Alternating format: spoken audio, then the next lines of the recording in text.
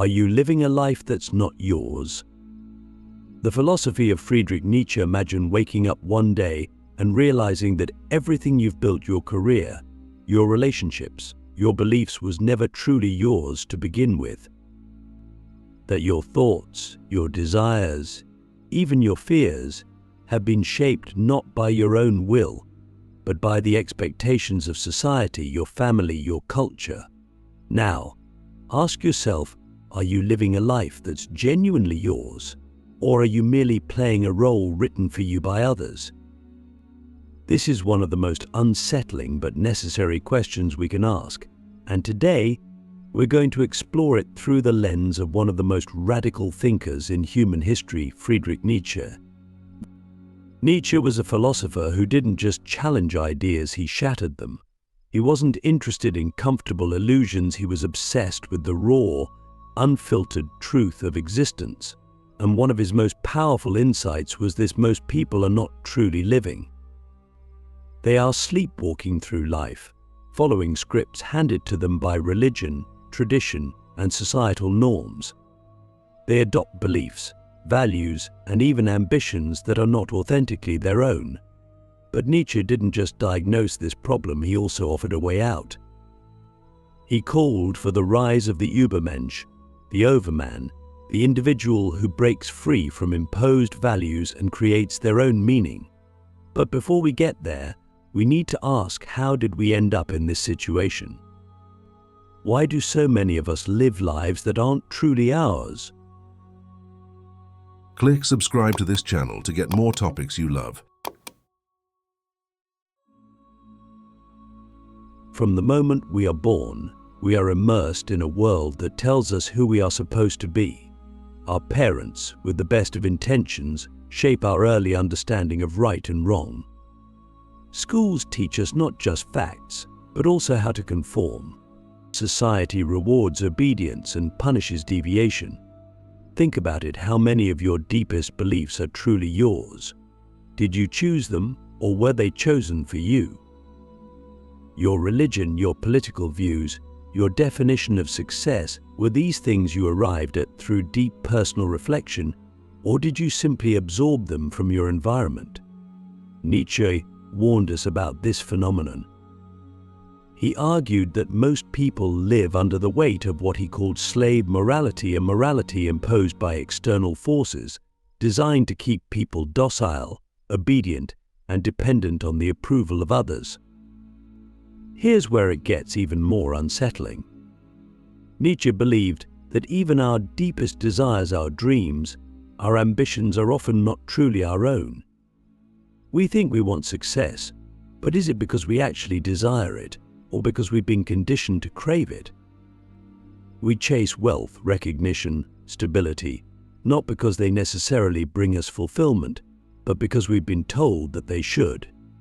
This is the terrifying reality. Many of us are living out someone else's idea of a good life, mistaking it for our own.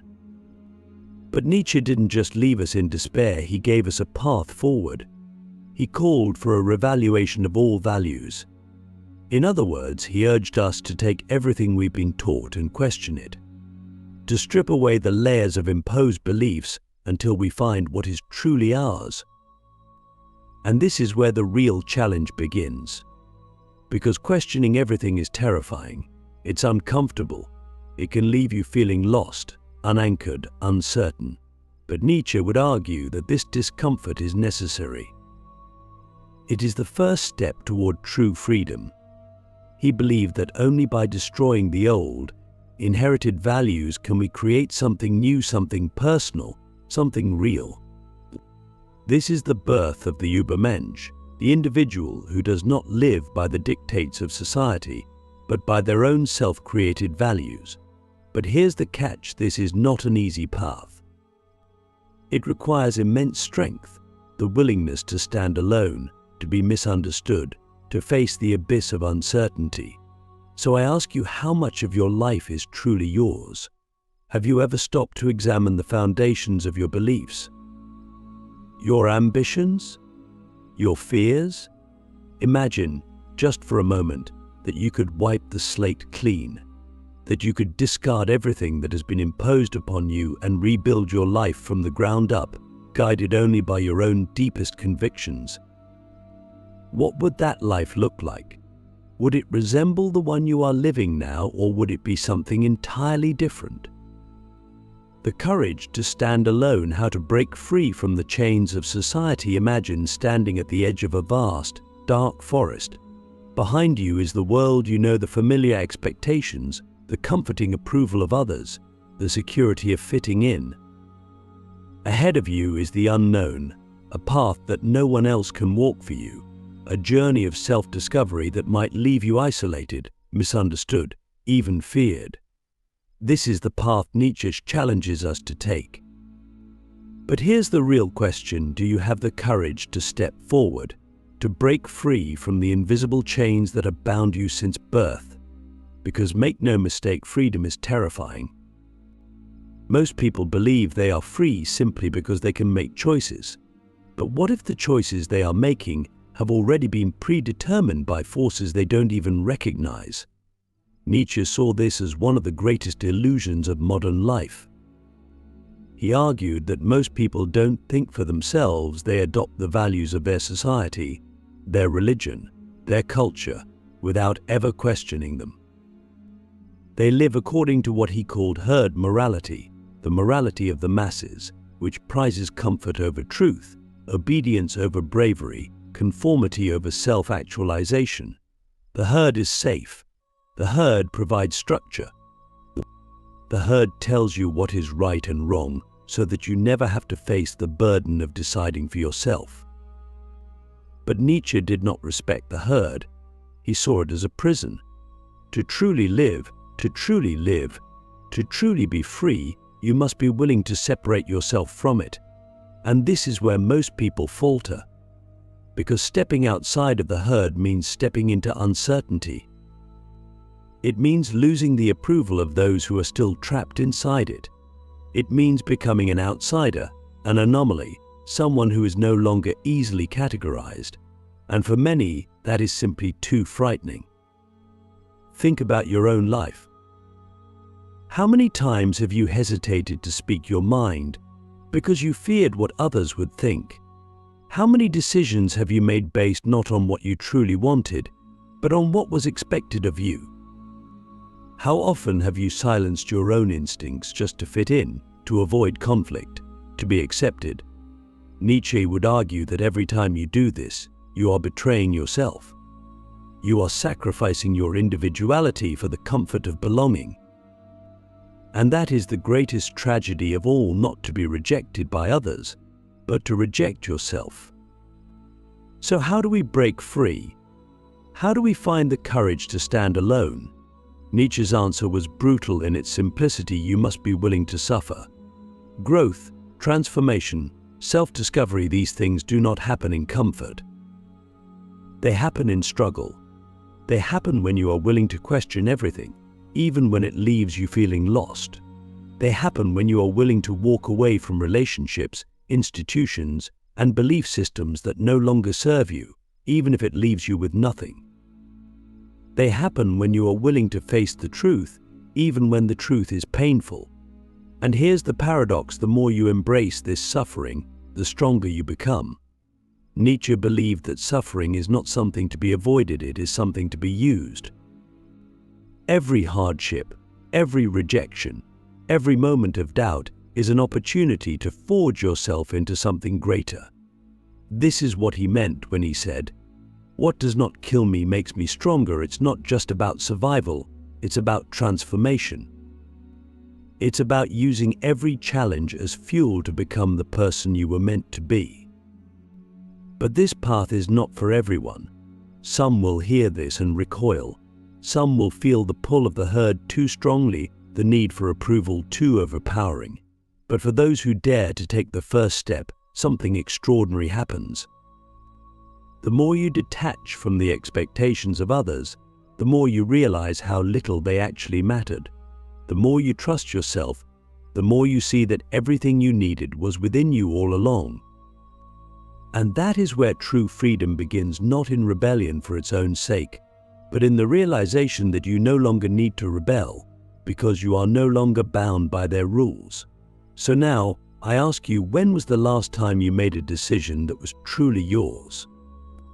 Not influenced by fear, not shaped by expectation, but purely yours. And if you can't remember, then I have one final question: what are you waiting for? The death of God, why meaning must be created, not given. Imagine for a moment that everything you once believed to be absolute, your moral code, your sense of purpose, your understanding of right and wrong, suddenly collapses. Imagine looking around and seeing a world without inherent meaning, without divine authority, without an objective structure to tell you how to live. This is the terrifying revelation Nietzsche called the death of God, not the literal death of a deity, but the collapse of the traditional belief systems that once gave humanity a sense of order and certainty. And if God is dead, if there is no higher power dictating purpose, then what is left? This is where most people panic. But Nietzsche saw something else: an opportunity, a chance to create meaning rather than passively receive it. A call to become something greater. For centuries, societies were built on the foundation of religious and moral absolutes. People didn't have to question their purpose, it was handed to them. Life had structure, morality had a clear framework, and meaning was dictated from above. But as science, philosophy, and human progress eroded these traditional foundations, Nietzsche saw what many refused to admit: the old gods were crumbling, and with them, the illusion of objective meaning. Most people, he believed, were not ready for this. They would cling to outdated structures, desperately trying to preserve a sense of order, even if it meant living a lie, because what is more terrifying than a world without inherent meaning? A world where there are no divine laws, no cosmic justice, no guaranteed purpose, just existence, raw and indifferent. But Nietzsche was not interested in comforting illusions. He did not mourn the death of God, he saw it as a necessary destruction, a clearing of the old to make way for something new. If meaning is not given to us, then we must create it ourselves. And this is where the true challenge begins. Because to create your own meaning, you must first accept that there is no pre-written path. There is no universal answer. There is only the meaning you choose to build. And this requires an immense amount of courage.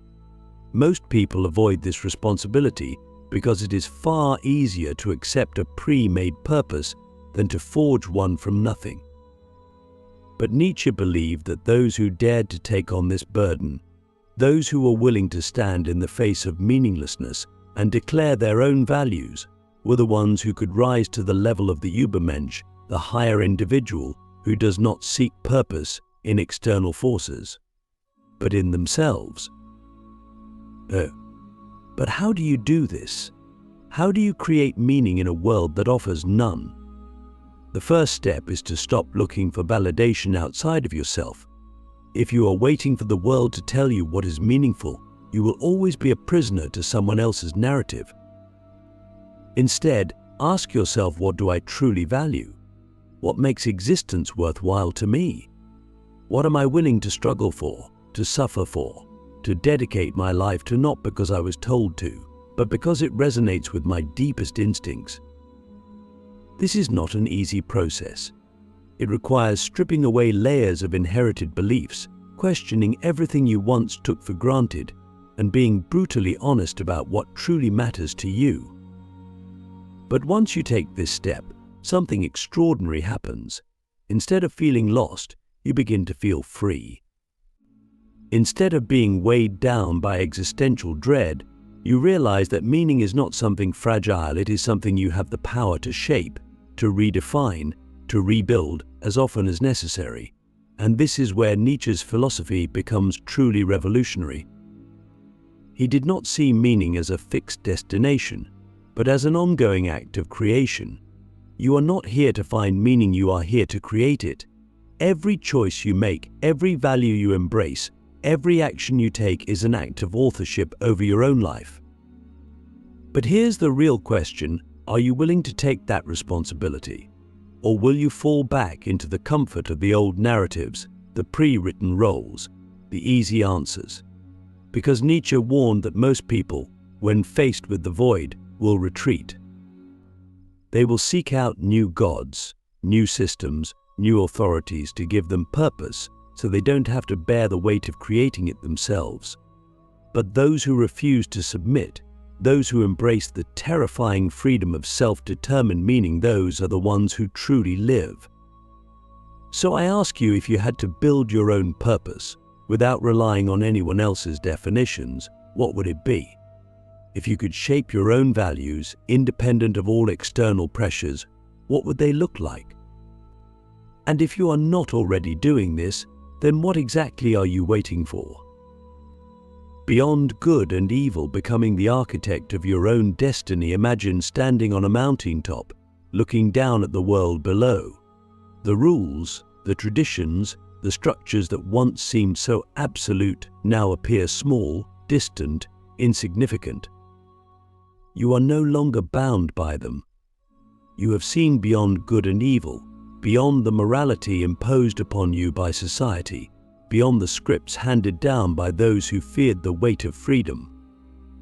This is what Nietzsche meant by true liberation, not just freedom from oppression, but freedom from inherited values, from the need for external validation, from the illusion that life has a preordained purpose. The question is, now that you are free, what will you create? Most people never reach this point. They spend their lives in quiet obedience, following paths laid out for them, embracing values they never chose, measuring their worth by standards they never questioned. But for those who dare to break away, for those who refuse to live a borrowed life, the world opens up in a way most will never experience. This is what Nietzsche called self-overcoming, not just breaking free from external constraints, but continuously evolving beyond your own limitations.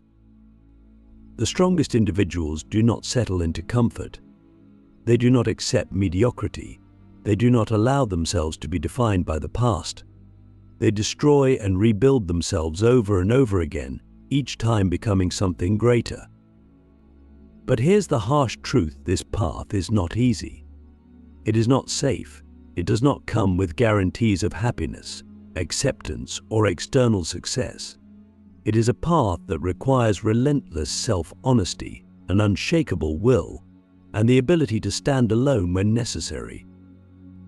It is the path of those who do not merely exist, but who create, who shape their own meaning, their own identity, their own destiny. Nietzsche believed that to live fully, you must embrace amor fati, the love of fate, not in the sense of passive acceptance, but in the sense of saying yes to all of life, including the struggles, the failures, the suffering. To take everything that happens to you and use it as fuel to become stronger, wiser, more powerful. So now we come to the final question. If you could strip away everything that was imposed upon you, every expectation, every borrowed belief, every fear that was not truly yours, what would remain? Who would you be if you were shaped only by your own will? And more importantly, are you willing to become that person? Because no one is coming to give you permission. No God, no society, no authority will hand you the life you were meant to live. You must take it. You must create it. You must become one. The choice is yours. Will you continue living a life that is not truly yours? Or will you finally step into the unknown, claim your own destiny, and become the architect of your own existence?